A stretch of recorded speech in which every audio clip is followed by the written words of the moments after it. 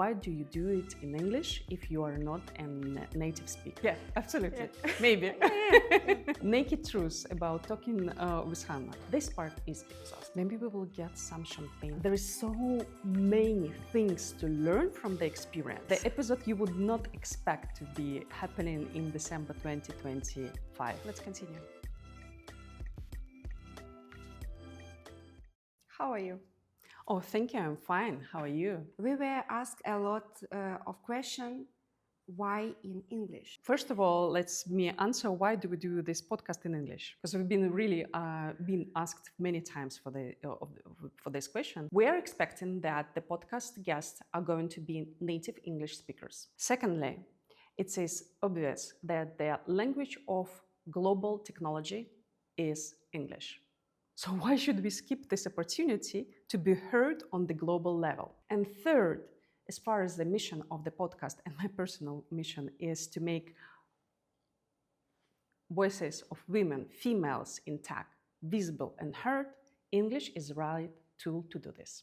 And yes, I'm not a native speaker and I'm doing a lot of mistakes. And why not? Who will blame me? Sorry to say. Honestly to say, I don't think that my accent is so bad or the accents of our guest is so bad. You know, still we are more understandable than any other speakers of English. So sorry to say, but we are doing this in English. Why did you start this podcast? Oh, that's a very interesting question because there are many amazing women within the community and their stories for sure are not heard, are not visible. So we've been doing a project of Women in Tech for about 3 years. And within many other achievements we made, there was evident that we made this platform for recognition and visibility of great achievements what women do. So the podcast was eventually one next step on how to present these ladies, their voices for the world. So that was the reason, to make more women, female voices to be heard. Who are your guests? Once again, guests are amazing women. What unites them? They are all working for IT and technologies. Some of them are business entrepreneurs. Others of them are working as employees within the tech companies, well-known big tech companies. And all of them have these amazing stories of leadership, challenges, overcoming challenges, immigration mostly of them. So and what also unites them, that they are the part of bigger women in tech community. So we invited them to make interviews with them. Top 3 reasons to watch this podcast. First thing, to learn on more stories, success stories, visible and invisible, of women in tech, business, and leadership. Second, to get valuable insights on how to make career, on how to build business, on how to succeed on the market within their 2026. Third, to be inspired.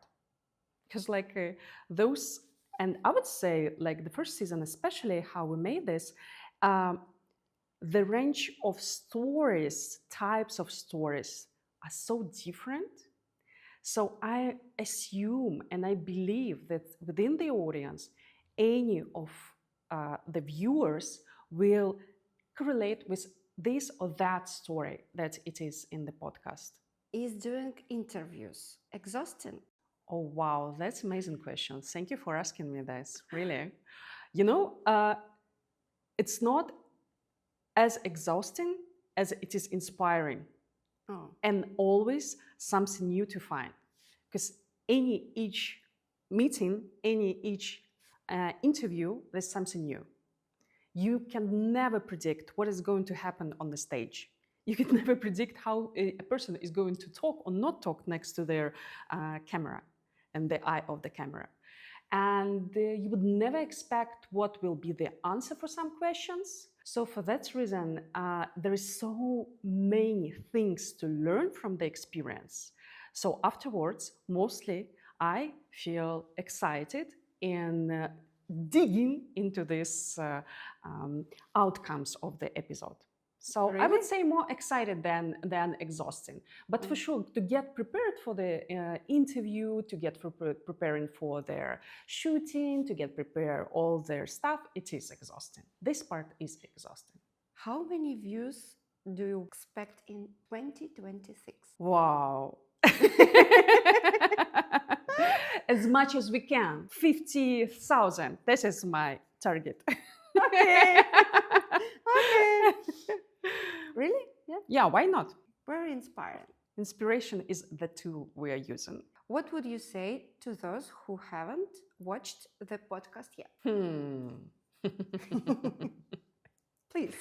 Don't miss the chance to get this new year inspiration and motivation for the 2026 in understanding that anything is possible. And the stories of our guests are the proof for this. And the last question, what would you wish for woman in 2026? Maybe we will get some champagne for this to make it like a wish celebration. Ta-da!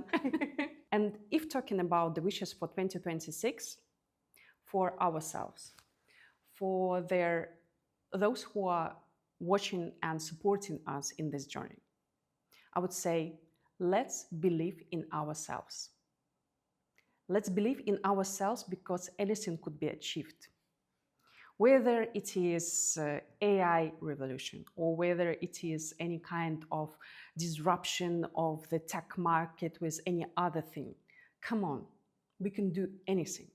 We can do anything when we are believing in ourselves and when we are supporting each other. So let's do this in 2026 even bigger.